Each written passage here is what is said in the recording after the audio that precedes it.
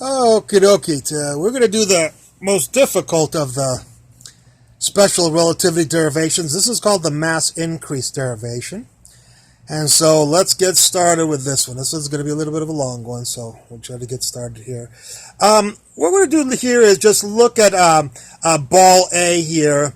And a lot of these numbers are going to be in his perspective. So ball A will say I have a mass of m sub 0, and I have a velocity in the x direction of 0, but I have a velocity in the y direction of u, and we're going to make going down positive just for the hell of it. I know we usually go up as positive, but we're going to go down as positive.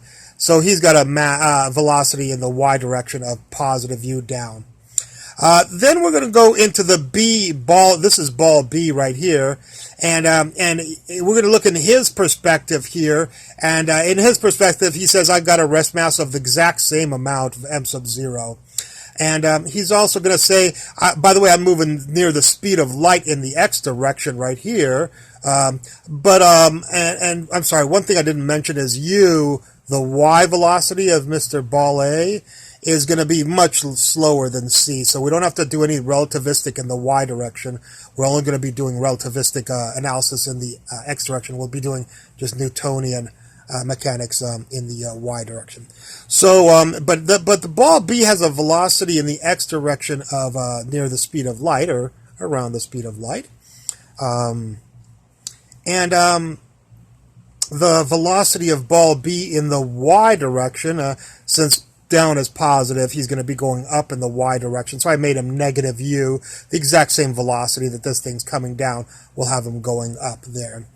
By the way, another name for that would be if this is the primed view, then the velocity of b in the y direction is dy prime dt prime. These primes do not mean the derivative; they just mean they mean that you're in a different in ball B's reference frame. Okay, so what we did is we looked at each ball in its own reference frame, what it did. Now what we're going to do is look at this interaction in the A reference frame, being on ball A. So on ball A, he still has a mass of m sub 0. His velocity in the x is still 0. And his velocity in the y, even though you're on A, and I know it should be 0, but we're going to assume that it's the velocity in the y direction is u. Okay. Now, when A looks at B, A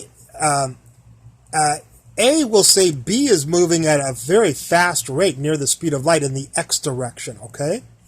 And then A is going to say, hey, ball B is moving towards me, and we'll call that at a velocity, and then negative because it's going the opposite, of dy dt. Notice this is not dy prime dt.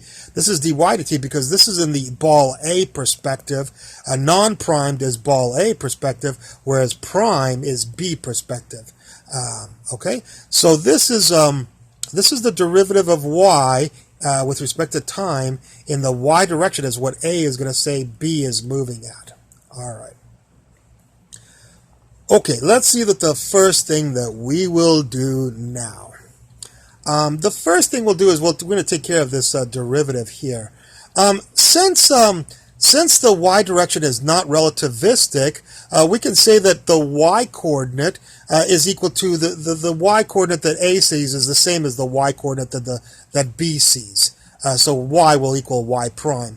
And if we take the derivative of both sides, again, the prime does not mean derivative, so we get dy equals dy prime there. Because in the y direction, the velocity was going to be very slow compared with the speed of light. So we have normal Galilean transformations there. But in the x direction, it is relativistic. That A is saying B is moving relativistically to me, and the way I can tell is I can see his television set and inside his ship because he's got a window, and I notice when I'm watching The Simpsons and he's watching The Simpsons, his Simpsons go a lot slower than my Simpsons show. So my TV show here is going faster than the TV show inside the window that I can watch. here. So in the x direction, there is a relativistic interaction, and so what we say is that our normal time dilation formula is that the measurement of time that A reads of t prime is going to equal t prime over the square root of 1 minus v squared over c squared. Okay? All right, so A is the thing that's still, and it's observing B. That's why A as time is going to go much slower compared to t prime's time. All right, so if you put like half-hour Simpson show here, when you calculate this out, when this thing's moving near the speed of light with a v, it could take almost an hour for this guy to say this guy's Simpson show is over with. This time is bigger than this time. Well, we'll take the derivative of this now. The derivative of t is dt. The derivative of this, well, these aren't variables. These are constants. The velocity in the x here is a constant. It's not changing, and c is a constant. So the only thing that we have to take the derivative of is this. So dt equals dt prime. All right? Okie dokie. The derivative of this is this. Well, what we're going to do is we're going to take this equation 5 and divide it by this equation 8. So dy divided by dt is this, and this divided by this will give you this equation. I'm going to read this equation in case it's a little bit difficult for you to read. It says dy dt equals dy prime dt prime. These primes are not derivatives. They're in the perspective of the ball B. This is the perspective of the reference of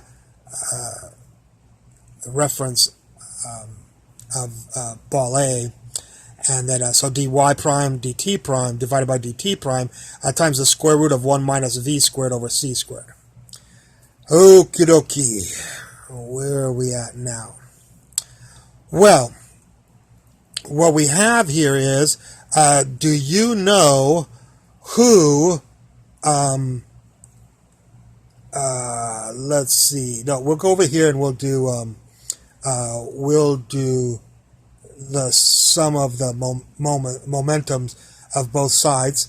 First of all, we're going to assume that energy is conserved. And when energy is conserved in a collision, what happens is, if before the velocity of Mr. A was in the y direction, we're looking at the sum of the momentums in the y direction. If before the velocity in the y direction of A was u, then when energy is conserved, when it bounces off after, the velocity of A will simply be the same magnitude, but in the opposite direction, negative u. Now, if the velocity of B was negative dy dt before, because of course down is positive, so it's negative y dt before the collision, after the collision, if energy is conserved, it will simply be dy dt positive in the opposite direction. It'll be the same speed, but a different velocity in the opposite direction. Okay? So now we've got the before and after velocities, and we can do our little sum of momentum before and after.